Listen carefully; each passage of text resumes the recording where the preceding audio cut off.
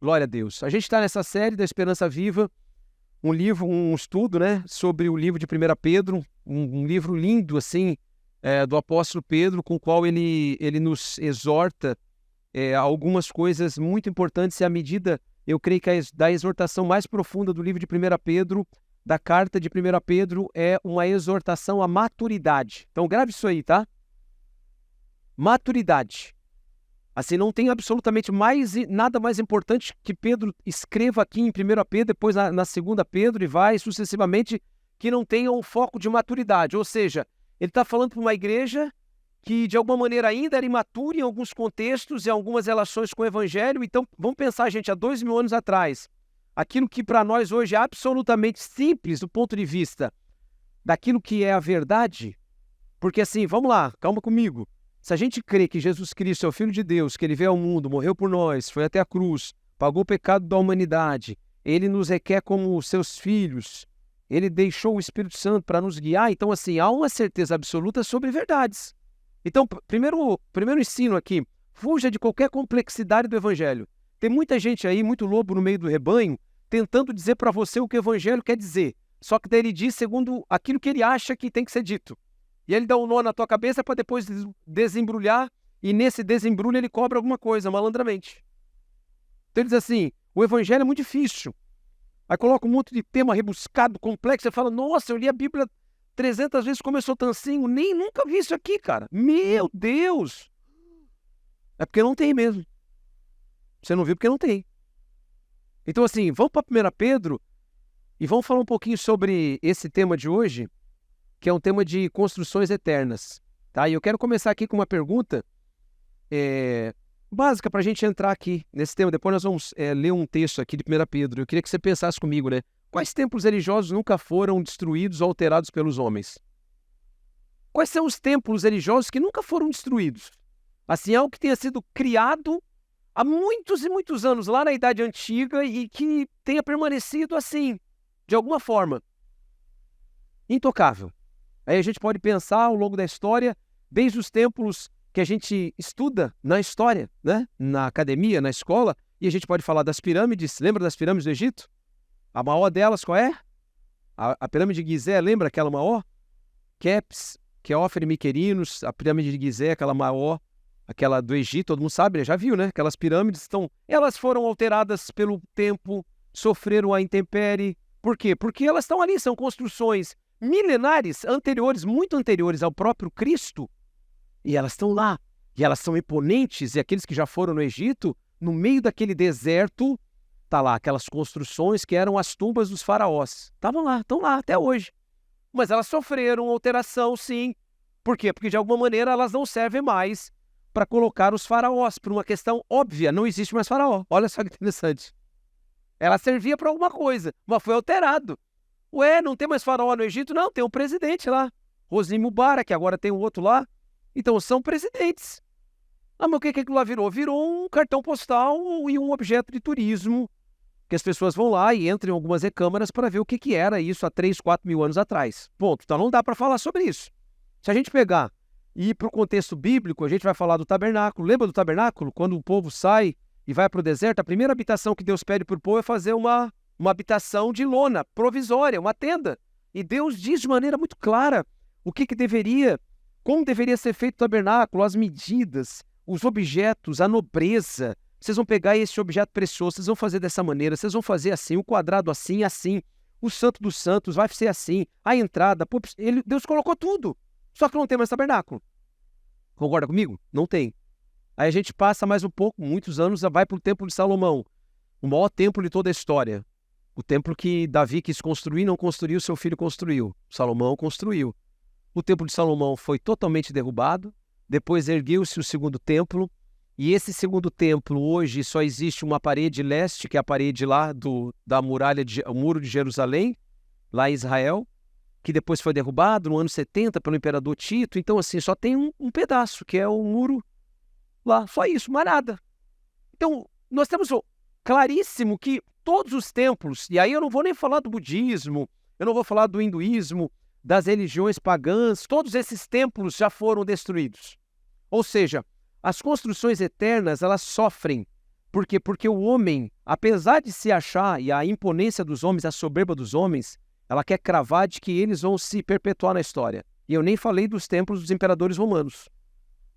Se você for em Roma, daí tem aqueles templos enormes, César, Júlio César, não sei o que lá, e papapá, lindo assim, ali perto da Praça do Vaticano.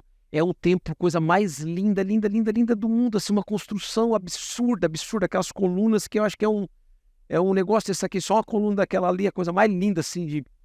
Você fala, meu Deus, como é que os caras construíram isso há 2000 anos atrás? Não tinha uma grua, não tinha uma máquina daquelas. Era tudo na força e na inteligência, fazendo alavanca para levantar um negócio daquele ali. Mas aquilo ali também agora virou turismo. Não existe mais o César, o imperador romano. Acabou. Isso quer dizer o quê? Que as construções eternas, aquilo que os homens colocam muito crédito, todas elas passam. Todas elas passam. Tudo que a gente ouviu, já viu de lindo, de bonito, nenhuma construção, ela consegue se manter viva e ela consegue se manter estática ou atualizada por conta do tempo. O tempo vai e as coisas vão alterando.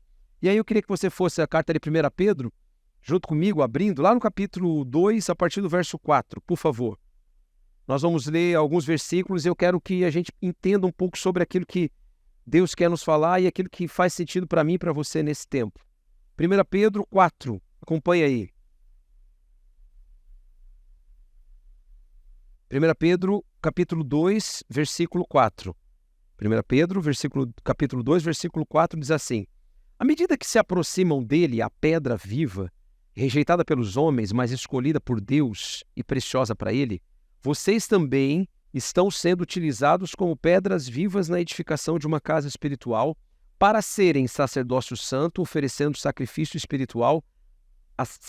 espirituais aceitáveis a Deus por meio de Jesus Cristo, pois assim é dito na Escritura: eis que ponho em Sião uma pedra angular, escolhida e preciosa, e aquele que nela confia jamais será envergonhado. Portanto, para vocês, os que creem, essa pedra é preciosa, mas para os que não creem, a pedra que os construtores rejeitaram tornou-se a pedra angular, e pedra de tropeço e rocha que faz cair. Os que não creem tropeçam porque desobedecem à mensagem para o que também foram destinados. Agora, olha só. Vocês, porém, são geração eleita, sacerdócio real, nação santa, povo exclusivo de Deus, para anunciar as grandezas daquele que os chamou das trevas para a sua maravilhosa luz. Antes vocês nem sequer eram povo, mas agora são povo de Deus. Não haviam recebido misericórdia, mas agora receberam misericórdia. Glória a Deus. Deus se revelou ao homem e lançou uma pedra viva, que é uma pedra de alicerce único, que é Jesus Cristo. A Bíblia conta que, e isso a história fala, que nas construções lá dos antigos, eles não usavam o tipo de cimento ou argamassa que a gente usa hoje. Então eles faziam a construção de forma que eles faziam as contas da engenharia e sempre tinha uma pedra angular, que era uma pedra que era colocada de esquina, para fazer o ângulo reto da construção. Então era colocada no canto a pedra angular. E depois eles construíam aqueles arcos, depois eles levantavam uma coluna. Então a pedra angular, essa pedra de esquina que é mencionada aqui, era a pedra mais importante de sustentação de toda a construção. Então, vou pensar aqui que quando Deus se revelou ao homem, ele está dizendo assim, olha, eu lancei uma pedra de esquina, uma pedra angular. Os homens já tentaram construir 500 mil coisas para acessarem a mim, mas eles não conseguem. E aí vamos para a nossa realidade hoje, pessoal. 2000 anos depois daquilo que Pedro escreveu.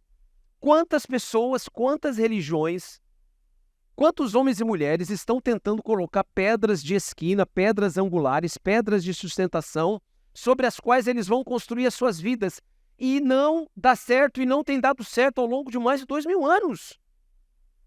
Eu não estou nem tentando mostrar aqui para vocês de uma forma mais espiritualizada, mas de forma objetiva, lógica, sabe, ligando os pensamentos com aquilo que acontece. Porque Deus nos dotou de capacidade de raciocínio lógico para entender, por que o mundo está como está? Por que as pessoas vivem num contínuo desespero cada vez maior no meio de uma sociedade como a nossa? Onde se diz que a gente nunca teve tanto dinheiro, de fato, a gente nunca teve tanta comida, de fato, a gente nunca teve tantas possibilidades da medicina, de fato, a gente nunca teve tanta tecnologia, ok, mas também a gente nunca teve tanto adoecimento em qualquer área física e emocional. A gente nunca teve tanto problema de saúde, de relacionamento familiar e divórcios. A gente nunca teve tanto problema dentro da igreja com tantas heresias. A gente nunca teve tanto problema na natureza.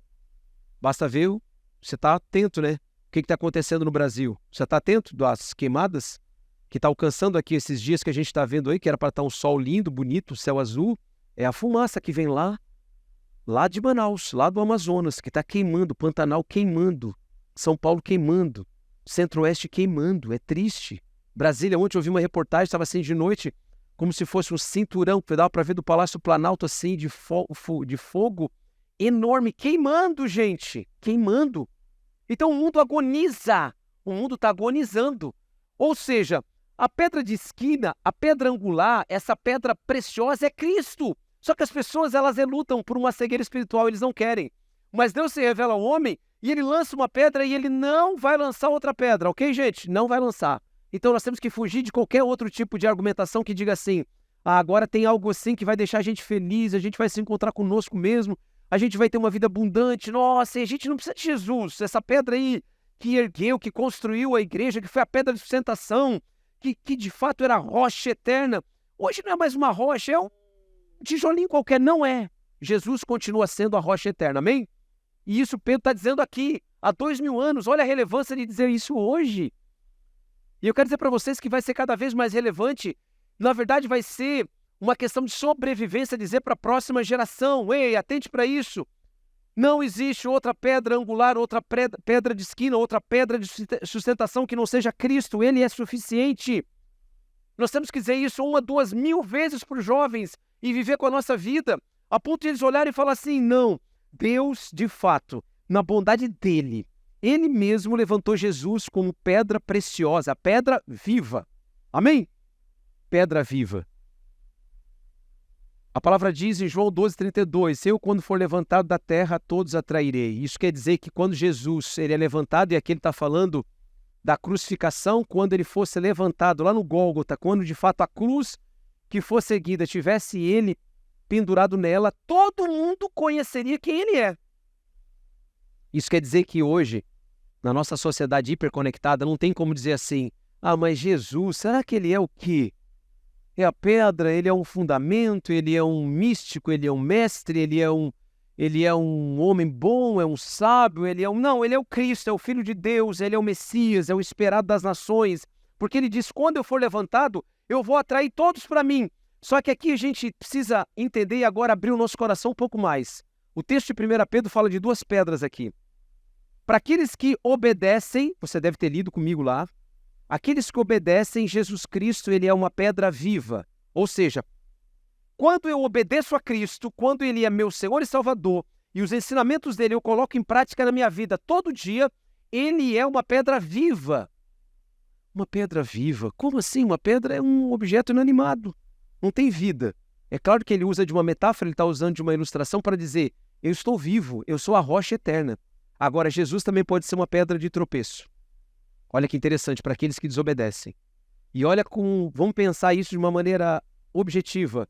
Pensa numa pedra de esquina, pensa nessa coluna ali, ó, da construção, como se tivesse uma pedra de esquina lá, um fundamento. Ela está sustentando as pedras que foram colocadas, os fundamentos aqui quando esse prédio foi erguido, elas sustentaram essas construções, as vigas, e depois 1, 2, 10, sei lá quantos andares. Só que Jesus está dizendo que ele pode ser uma pedra de tropeço. Nossa, mas Jesus, pedra de tropeço, Jesus associado com uma coisa ruim? Não, ele está dizendo que eu vou atrair todos para mim. Os que obedecerem, eles vão fazer assim, sabe a criancinha quando ela está começando a andar e ela não tem muita noção de espaço, de território, assim, e aí ela olha e a gente sabe que se ele não der uma subidinha assim, que tem uma pedrinha pequena na frente, ele vai cair. Mas ele não tem essa noção. Aí ele olha e tem uma bola, alguma coisa que ele quer, e nem olha para a pedra que está aqui, ele vai e obviamente tropeça e cai. Essa mesma pedra que fez o menino tropeçar. Para nós que somos adultos, que estamos vendo ali aquela pedra, ela não é uma pedra de tropeço, porque eu obedeço a lógica e aquilo que eu, na minha experiência, digo, não, essa aqui é uma pedra, e eu tenho que fazer assim, ó, é só levantar o meu pé e eu passo por cima da pedra e avanço. O que isso tem que dizer para nós nessa realidade que a gente vive hoje? Jesus Cristo, quando ele atrai todos para ele está dizendo, eu vou atrair agora a escolha de vocês, eu posso ser uma pedra de tropeço. E aqui Pedro está falando especificamente para o povo judeu, e a gente pode absorver para nós, porque Pedro está falando para os judeus, ele foi aquele que foi designado para ser o salvador de vocês, dizendo para os judeus, só que vocês não creram no Messias, então, portanto, ele se tornou uma pedra de tropeço.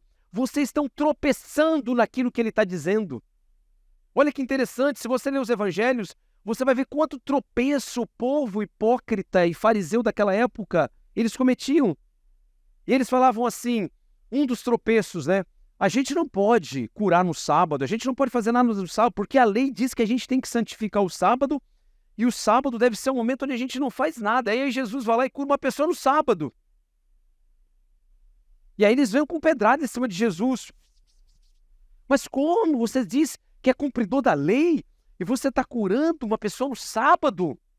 Aí ele fala, o sábado foi feito para o homem ou o homem foi feito para o sábado? É óbvio que o sábado foi feito para o homem, porque o homem é o final de todas as coisas nesse sentido. Eles estavam tropeçando numa coisa básica. Básica. Quer ver o tropeço objetivo? Claro, é quando eles chegam com a mulher pecadora, no texto, pegam em adultério, e eles chegam para Jesus e querem colocar uma pedra de tropeço para Jesus. Ele diz, olha, você que é o cumpridor da lei, a lei de Moisés diz que quando uma mulher for pega em adultério, a gente deve apedrejá-la até a morte. O que a gente deve fazer? E aí a Bíblia, nesse relato, diz assim, eles estavam tentando pegar Jesus, porque se Jesus falasse assim, não vão apedrejar ela não. Mas eu falar, bonito, né? Tu disse que cumpre a lei, mas agora tu não quer cumprir a lei? E se Jesus falasse, pode apedrejar porque a lei mesmo diz, falar, cadê o amor disso tudo? Aí o que Jesus faz? Não era um tropeço para eles, é assim, ok. Quem não tiver pecado, pode começar a jogar a primeira pedra. E aí eles começam a tropeçar na visão deles. A Bíblia diz que os mais velhos são os primeiros a sair. Mais pecado, né? Mais velho. Teve mais tempo de vida, os mais velhos vão deixando as pedrinhas. Fica um senhorzinho assim, vai deixando a pedrinha. Aí meia idade vai deixando a pedrinha. Aqueles adolescentes assim, loucos para tocar uma pedrada na cabeça, né? Vai deixando a pedrinha, deixando a pedrinha. Pedrinha, Jesus fica só olhando. Olha o tropeço deles, vão tropeçando. Até que Jesus olha para ela e falou, cadê os caras que iam te condenar? Sobrou ninguém. Nem eu também te condeno. Só que vá e não peques mais. Percebe? Como o evangelho ele pode ser um tropeço? Quando a gente não obedece e a gente coloca a nossa visão míope e fala assim, é da minha maneira, agora o casamento é assim, agora ser igreja é dessa maneira, agora eu tratar o dinheiro é dessa maneira, eu tratar as pessoas é assim, eu vou tropeçando na vida e, gente, alguém já tropeçou literalmente? Já, né? Todo mundo já tropeçou uma vez, já tropeçou? É triste, né? Tu tropeçar, é ou não é? Quem vai tropeçar na rua e cair? É vergonhoso, não é?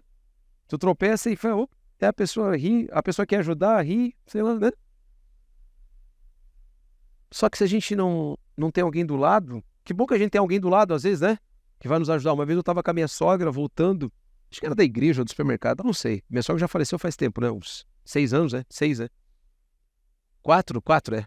E aí a gente tava voltando e ela tinha uma dificuldade assim de andar, né? Já, obviamente, já tinha 80 e poucos anos. E aí ela foi andando e a gente tava indo. Ainda bem que eu tava do lado dela, assim, mas do lado. E ela não levantou o pé e ela deu uma bicada assim num paralelepípedo na rua. Pum! Nossa, mano, ela foi assim, ó, ela ia de boca no chão. Na hora, foi aquela reação, a gente viu, eu puxei o braço dela assim, segurei ela. Ela ia cair de boca, ia se machucar, porque ia cair com a cara no chão. Então, por que ela tropeçou e eu não tropecei? Porque ela tinha uma dificuldade maior que a minha, porque era uma questão óbvia de idade, uma pessoa com 80 anos, outra pessoa. Isso foi lá 15 anos atrás, vamos dizer assim, 20 anos, sei lá quantos anos atrás. A gente olha e fala assim, eu não vou tropeçar não. Só que a gente está tropeçando muitas vezes como igreja, como servo de Cristo, nas coisas mais básicas e óbvias. Por isso que Jesus falou, eu vou atrair todos a mim quando eu for levantado. Não vai ter desculpa. Não vai ter como falar assim, eu não sabia. O evangelho está posto. Ou ele é uma pedra viva, ou seja, você ergue a sua vida em cima de Jesus, os fundamentos dele, você o obedece e você é abençoado por isso, ou ela se constitui numa pedra de tropeço. E aí é sério. Eu tropeço, eu levanto, eu tropeço, eu caio, eu levanto, eu vivo machucado. Cada qual em seu devido lugar sustenta esse edifício firmado na rocha eterna que é Jesus Cristo. Tem um texto lindo, acho que eu botei aqui, né? Romanos 12, 3. Olha só que lindo isso, que Paulo fala. Com base na graça que recebi, dou a cada um de vocês a seguinte advertência. Olha Paulo falando. É uma advertência. Não se considerem melhores do que realmente são, antes sejam honestos em sua autoavaliação, medindo-se de acordo com a fé que Deus nos deu. Lembra que Pedro fala assim, vocês são pedras vivas numa edificação espiritual. Isso é a igreja. Ei, queridos, a igreja é uma edificação espiritual que está sendo construída com a pedra de esquina, que é Cristo, que é básico, que é a rocha. Então grave isso aí, porque isso que eu falei com o evangelho, ele é simples, profundo. Então Jesus é a rocha, ok, beleza, entendi essa lição. Agora, uma pedra, que é uma vida sobreposta a outra pedra, a outra pedra, a outra pedra, a outra pedra. Pedro está dizendo isso, vocês são uma edificação espiritual, não são uma construção de pedras humanas. Lembra que eu falei dos templos que derrubaram? Vocês são uma edificação espiritual. Só que agora tem uma medida clara aqui, ó. E aí vai mexer muito com a nossa vaidade, o nosso orgulho, a nossa necessidade de receber os aplausos que esse mundo pode nos ofertar. Se nós tivermos uma medida certa de quem nós somos, eu não vou ter problema de ser apenas um tijolinho numa edificação onde o meu irmão vai ser um tijolão. Já viu? Porque olha só, olha para as paredes aqui. Dá para ver quantos tijolos tem aqui nessa parede aqui? Não dá, né? Puxa vida, e se for assim a minha vida? Pá! Estou sustentando uma construção grande. Vamos pensar que isso aqui fosse uma construção espiritual, a igreja, né? Simbolicamente. Mas pintaram ali e não deixaram nem o meu nome. Estão construindo algo tão lindo lá na igreja, eu participo, mas no final ninguém fala o meu nome. Também não quero. Queria ser, sei lá. O meu nome não dá para ser o nome da igreja? Botar minha foto na frente, igual algumas igrejas botam, né? Um chapelão assim. Não dá para ser alguma coisa? Mas, pastor, só ser uma pedra, um tijolinho nessa construção não é para mim. Então vamos lá para que Paulo fala. Por que será que Paulo falou? É porque estava dando BO, né? Cada um de vocês, eu digo o seguinte, não se considerem melhores do que realmente são. Ai, que facada. Puxa vida. Eu achei que eu era melhor do que isso aí, mas é para você ter a medida certa, eu também. Mas eu não... Se eu for só uma pedra ali nessa construção, isso aí vai mexer muito comigo. E aí eu quero dizer que tem muitas pessoas que elas não são e não conseguem viver de forma plena a vida cristã como igreja, porque elas não conseguem se submeter a esse ensino básico. Eu quero dizer, nesses 30 anos eu vi quantas pessoas assim, ó, sendo literalmente expulsas por elas mesmas do movimento da ação da igreja. Porque elas começam a olhar e falar assim, não, eu sou mais do que eu sou. Eles é que não me valorizam. É igual jogador de futebol, né? Que tá no banco e que não joga mais do que o titular e ele fica fazendo futrica. Que tinha que estar jogando. A imprensa fala, e aí, tu acha que tu tá no banco agora e o cara lá não tá jogando bem? Daí o cara que é centrado fala assim, não, realmente agora eu não tô tão bem, eu acho que o meu companheiro ali, o fulano, ele tá jogando melhor, mas eu tô treinando para voltar à forma física. O cara que já tá assim fala, não sei, é com o treinador, né? Eu tô aqui, tô voando, mas é com ele. Ou seja, o que ele tá dizendo? Eu sou melhor que ele. Eu jogo pro treinador, eu tô voando. Vocês estão vendo o que tá acontecendo em campo, né? Ou seja, ele tem uma consideração maior do que ele é. E esse é um grande problema nosso. Por isso que muitas construções da igreja, na história, elas ruíram por isso, pelo orgulho, pela vaidade. Especialmente dos líderes, por se considerarem mais do que realmente eles são. Paulo está dizendo, antes sejam honestos em sua autoavaliação. Meu Deus, que palavra poderosa e simples, medindo-se de acordo com a fé que Deus deu. Então Deus me deu um nível de fé, de capacidade e talento, e eu sou uma parte nessa construção espiritual. Show de bola! Eu tenho uma noção exata. Eu quero dizer para você não ser enganado. Se você tiver coragem, hoje ainda você vai sentar com 2 ou 3 pessoas que você tem relacionamento íntimo e você vai perguntar para elas assim, vem cá, o que eu sou bom mesmo? E pergunta, e espera. Se a pessoa pensar assim uns 10 segundos, sai correndo, porque você não sobrou nada. Aí a pessoa está tentando encontrar o negócio para te não magoar. Não, tu lava uma louça assim, ó. Né? Varre uma casa que é um brinco. Mas assim, aquela coisa mais assim. Não, tu é um cara paciente. Opa, Ó, princípios e virtudes. Tu é uma pessoa muito boa, generosa, amorosa, sabe escutar as pessoas. Olha as virtudes de Cristo aqui, ó saltando aqui, ó a edificação espiritual. Às vezes a gente pensa assim que a pessoa tem que dizer pra mim, nossa, tu é um cara sensacional, porque todo mundo te conhece, ou porque tu tem dinheiro, ou porque tu é famoso, ou porque tu é isso. E onde é que tá isso no Evangelho? Onde é que tá isso no Evangelho? Nenhum lugar. Percebe? Nenhum lugar. Então, alegre-se quando a tua autoavaliação for confirmada com as pessoas, fazendo uma avaliação sobre você, dizendo, você é uma pedra poderosa aqui nessa casa. Ei, eu quero dizer para você, às vezes o mundo diz assim, mas aquela mulher é só dona de casa. Meu Deus, é a mãe que só cuida do filho. Como assim só cuida do filho? Ela é uma coluna naquela casa. Ela traz o equilíbrio naquela casa. Jesus é a pedra de esquina e ela é uma coluna, sabe aquela pedra assim fundamental, se tirar ela, cai tudo, ela tá ali. Mas às vezes o mundo está dizendo assim, tem uma avaliação equivocada de vocês mesmos, comparem-se com os outros. Calma, respira, não se compare com os outros. Tenha uma análise honesta a respeito de você. Amém? Amém, irmãos? Então assim, essa edificação espiritual está sendo erguida e Cristo é a rocha eterna. Agora, nós temos que ter um cuidado em relação à nossa avaliação. Pedras vivas permanecem unidas, ligadas e sustentadas umas nas outras. Uma grande rocha será somente uma grande rocha longe de outras pedras menores. Quer dizer para você que, esquece. Para você ser uma pedra viva, você vai ter que estar em outra pedra viva. Esse é o outro grande drama desse tempo dentro da igreja. A gente quer ser uma pedra viva, uma pedra assim. Eu quero ser aquela pedrona, aquela coisa majestosa. Você vai ser só uma pedrona bonita no canto. Por quê? Para que você tenha valor e eu tenho valor, eu tenho valor. Eu tenho que estar ligado em você e você ligado em mim. Olha só. Aí a gente fala, mas eu não quero estar ligado em você. Ok, então nós não estamos construindo algo espiritual. Isso é forte? É. Porque as pessoas querem construir algo relevante, eterno, duradouro, sozinhas. Hoje tem um movimento muito grande que foi explodiu na pandemia, você sabe disso, por conta da questão da internet, dos cultos online, da vida online, de tudo online, que as pessoas vivem uma vida de comunhão online. Então elas não têm mais aquela coisa da alegria de estar junto, da comunhão, do repartir do pão, de estar à mesa, de brincar, de rir junto. Ontem a gente teve lá um tempo tão especial e a gente riu muito porque a vida cristã é uma vida alegre. Os judeus, eles dão um exemplo lindo sobre isso. Eu já falei sobre essa situação aqui uma vez. Um rabino, eu não sei qual Rebbe, não sei se o Lubavitch, Rebbe de Lubavitch, não sei. Logo depois da Segunda Guerra Mundial, ele tem um texto escrito dele onde ele diz assim, tentaram nos matar, não conseguiram, vamos comer. Porque qual é o sentido disso? Os judeus, eles apreciam muito a questão da mesa, porque a mesa, segundo o padrão bíblico lá do início, não é um lugar onde a gente só senta para engolir alguma coisa ou para brigar um com o outro.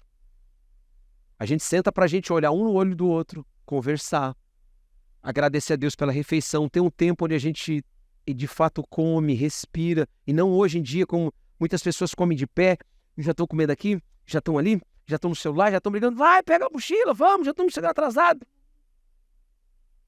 E aí o Rebbe, esse aqui, o rabino, ele fala o quê? Tentaram nos matar, não conseguiram, da Segunda Guerra Mundial. Como que não conseguiram? Ele estava falando, obviamente, do povo, do extermínio total dos judeus. É óbvio que ele considera com muito pesar os 6 milhões de judeus que morreram, ok? O que ele está dizendo é assim, tentaram nos matar e nos aniquilar. E não só foi a primeira vez na história, foi a pior, mas outras vezes tentaram matar os judeus. Basta ler a Bíblia e olhar para a história. E aí ele diz, tentaram nos matar, não conseguiram, vamos comer. Ele está falando, a alegria é a marca. Quando há uma falha na alegria, há uma falha no nosso caráter. Eu já falei sobre isso aqui, acho que alguns meses atrás. A falha na alegria é uma falha no caráter. E quando a gente se alegra junto, é muito melhor do que se alegrar sozinho. É ou não é? Quando a gente vê um filme, quem gosta de filme de comédia, sozinho, olha, o cara tem que ser risonho. Eu conheço alguns que ri sozinho de filme. Tem ninguém do lado, aí bota lá e fica kkkkkkkk. E tá rindo sozinho do filme. Agora, quando o cara tá com alguém e consegue um brincar com o outro, ele vê alguma coisa, outro vê um negócio no filme, outro vai num lugar, pensa num amigo que você tem, adolescente, eu vejo os adolescentes, ou até jovem, você vai no lugar, aí você vê um negócio, você ri, cutuca, você vai num campo de futebol, como eu estava falando esses dias, aí você vê os caras lá, um falando pro outro não sei o que lá, rindo, você ri do outro, tal. Por quê? Porque nós temos que estar ligado, uma pedra ligada com a outra constrói um edifício espiritual sólido. Quando eu sou uma pedra, pode ser bonita, linda, maravilhosa e majestosa, mas eu estou separado, eu vou ser só uma grande rocha. É por isso que tem coisas poderosas, escute bem, tem coisas poderosas que foram construídas por homens e mulheres anônimos. Só que eles decidiram que eles estavam no projeto eterno. A Bíblia fala no livro de Hebreus 11 que homens e mulheres que o mundo não era digno deles, eles fizeram coisas que marcaram a história, eles não tinham nem nome. Como assim não tinham nome? Não, a Bíblia não menciona o nome deles. Só que eles decidiram assim, eu vou ser uma parte dessa pedra viva, poderosa, e não importa se no final o meu nome não vai estar cravado numa lápide, se não vai estar lá sendo dito, esse cara, essa moça, esse rapaz, esse homem, essa mulher, ele foi tão assim, não importa. Importa que Deus está vendo isso e a recompensa vem dele. Amém?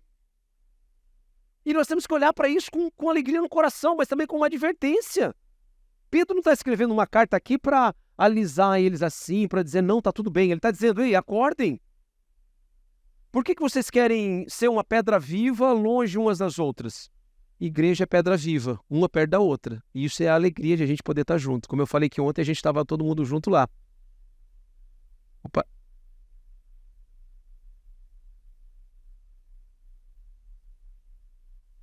Aqui. A gente tem duas construções, uma construção muito conhecida, né, biblicamente falando, que é a construção de Babel. Todo mundo lembra lá do texto de Gênesis? E Babel quer dizer lugar de confusão. Por quê? Porque Deus confunde a língua deles. Lugar de confusão e lugar de contradição. Lugar de briga. Qual era o fim desejado na construção de Babel? Homens orgulhosos tentaram chegar até o céu. E eles falaram assim, a gente vai construir algo tremendo. Uma pedra sobre a outra, uma pedra sobre a outra, uma pedra sobre a outra, e a gente vai. E nós vamos chegar até o céu. Loucura, né? Se a gente pensar hoje, falar assim, hoje com toda a engenharia, com toda a arquitetura, a gente poderia até pensar, mas dá para construir um prédio grande? Dá, os chineses constroem aqueles arranha-céus enormes. Aqui em Balneário Camboriú, quem já passou ali já viu. Agora, os caras estavam construindo algo assim, a Bíblia conta que eles estavam unidos por um objetivo equivocado, fruto do orgulho, porque eles queriam que acessar não aos céus, porque eles sabiam que eles iam acessar o céu em certa medida, mas eles queriam que o nome deles, olha só, o nome deles fosse enaltecido. Eles queriam que depois daquela construção, aqueles construtores pudessem ser conhecidos em todo o Oriente Antigo e as pessoas olhassem e falavam, nossa, foi o João, foi a Patrícia, foi o José, olha que coisa mais linda que eles fizeram. Fruto do orgulho. O que Deus faz? Deus confunde. Babel é lugar de confusão. Babel é um lugar onde existe contradição. A Bíblia diz que eles começam a não se entender mais, o pedreiro não se entende mais com o servente não se entende mais com o engenheiro com o arquiteto, há uma briga entre eles e a construção vai para o pau. Acabou a construção, fruto do orgulho. Sabe o que isso nos ensina? Muitas das construções que a gente quer fazer, talvez, em certa medida, elas não consigam, de fato, ter sustentação porque elas são fruto do orgulho. Quem vai aparecer não é Cristo, somos nós. E a gente tem que pensar, que construção a gente está fazendo quando a gente estuda e faz um mestrado, um doutorado, uma pós-graduação? Eu quero o que com isso? Eu quero ter um salário melhor. É lícito, perfeito. Eu quero ter uma qualificação melhor, ok, perfeito. Eu quero poder crescer na minha profissão, é lícito, perfeito. Mas eu estou falando do fim maior, vamos lá. Objetivar mais. O que é? É a glória de Deus e a minha glória. É que as pessoas olhem para mim e digam assim, nossa, ele é um doutor, um mestre, ele tem pós-graduação, ele tem isso, ele tem aquilo, então o que é? E a gente tem que olhar e vasculhar o nosso coração. A gente cantou aqui há 40 minutos atrás, som da meu Deus. Então assim, som do meu coração, Senhor. Por que eu quero construir algo e daqui a pouco eu vejo um lugar de confusão? Casamento. Como é que eu construo um casamento se não for com o alicerce que é Cristo, que é a rocha? E como que eu construo um casamento duradouro sem que eu abra mão da minha própria vontade para fazer a vontade da minha esposa e ela também? Para que os dois juntos, um fazendo a vontade do outro, ou seja, um renunciando para que o outro possa ser abençoado, ambos cresçam em Cristo e o casamento possa florescer com filhos, com bênçãos e com tudo. Como? Mas eu quero ser rico. Eu quero ganhar dinheiro. Ok, mas se você não constrói a sua vida em cima do princípio da palavra, vai ter um lugar de Babel, um negócio de confusão. Eu fiz uma sociedade com um cara lá que ele sabe fazer dinheiro, cara, sensacional, o bicho é ligeiro, tá, mas conheceu o cara, sabe dos valores dele, princípios dele, casa, família, o que ele faz. Não, não, não. Só sei que ele é um cara top. Vai dar confusão. Não tem Cristo que é a rocha, vai dar confusão.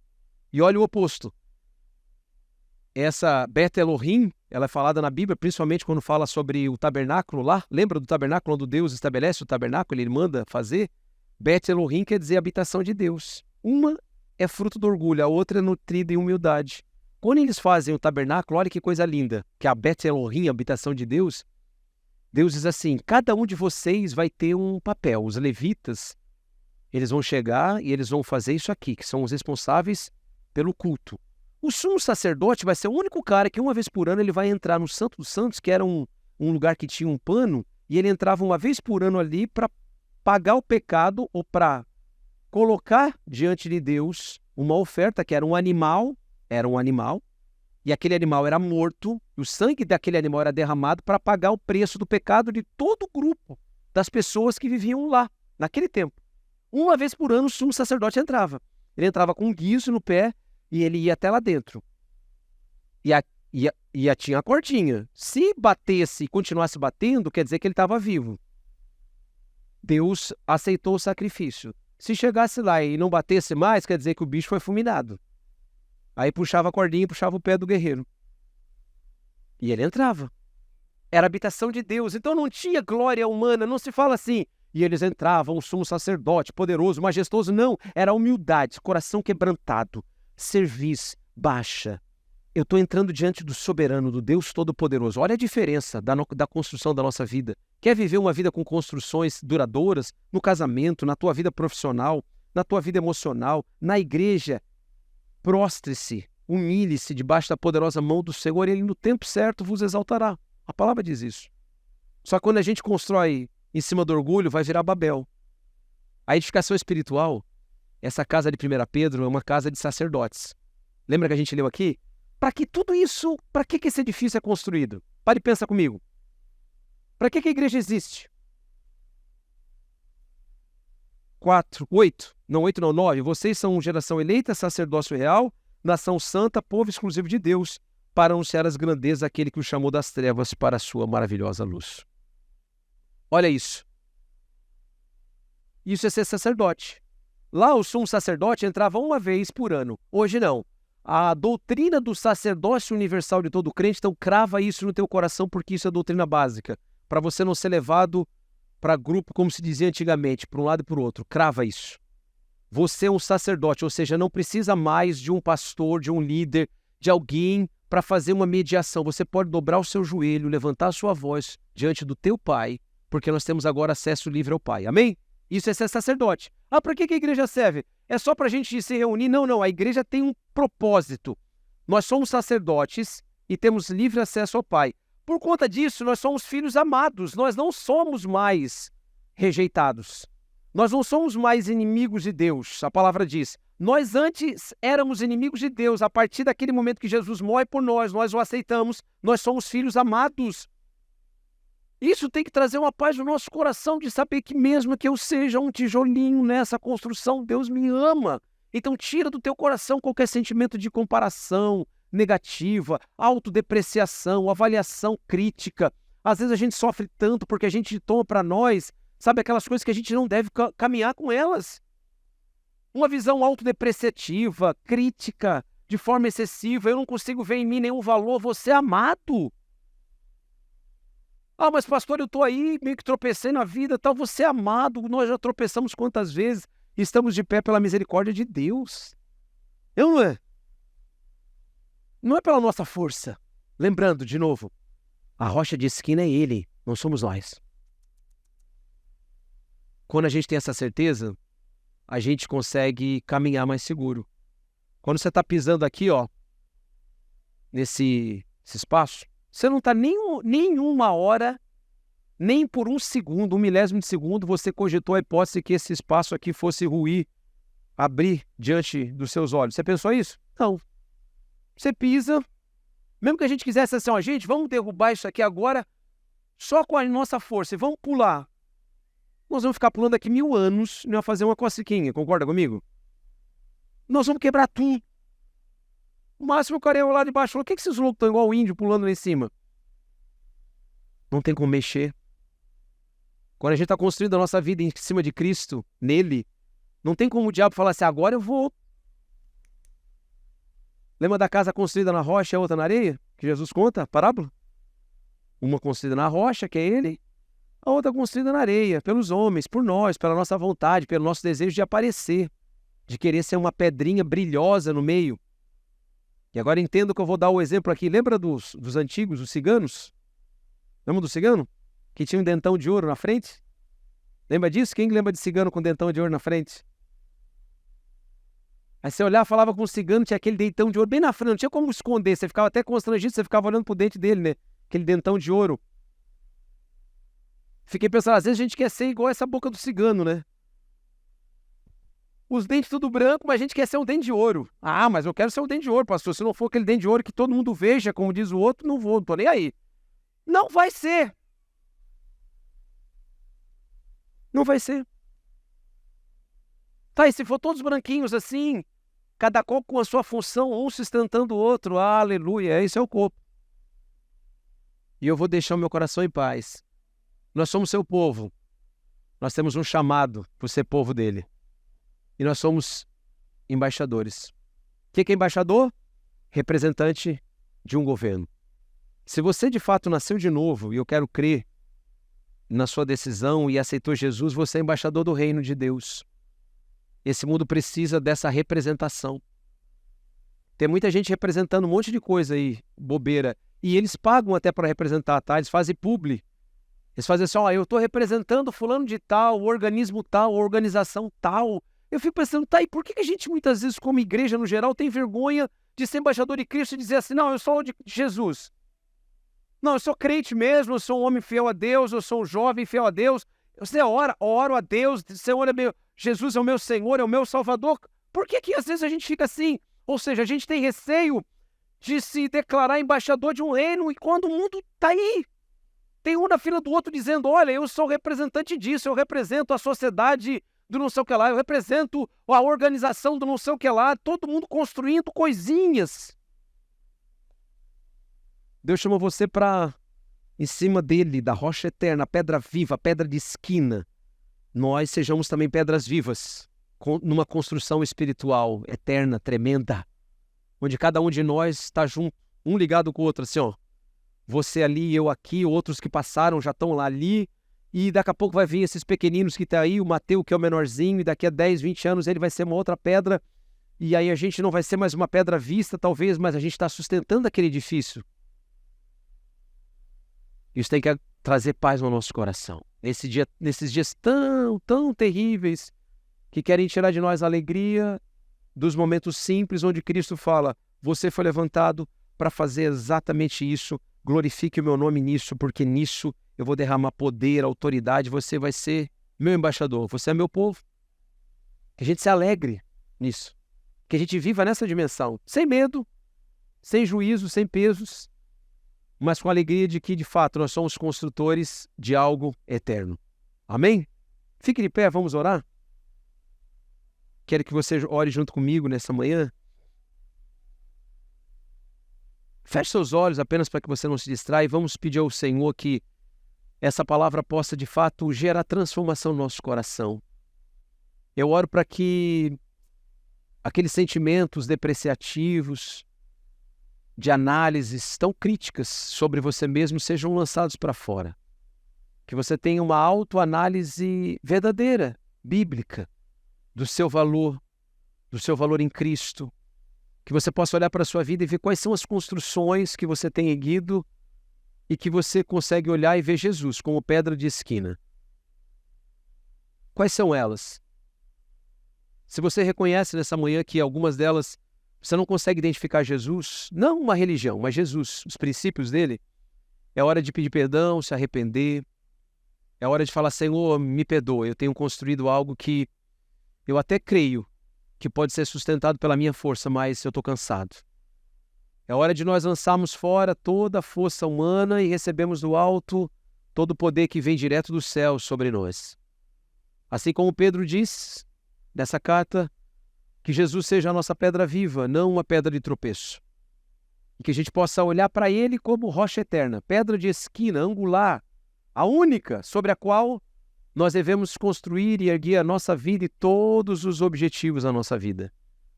Que a gente possa, de fato, nos reconciliar com Cristo nessa manhã mais uma vez e pedir: Senhor, Senhor, Senhor, Deus querido e maravilhoso, a nossa vida está escondida em Ti, Senhor, em Ti. Mas eu não quero mais continuar, meu Deus, erguendo qualquer coisa. Não.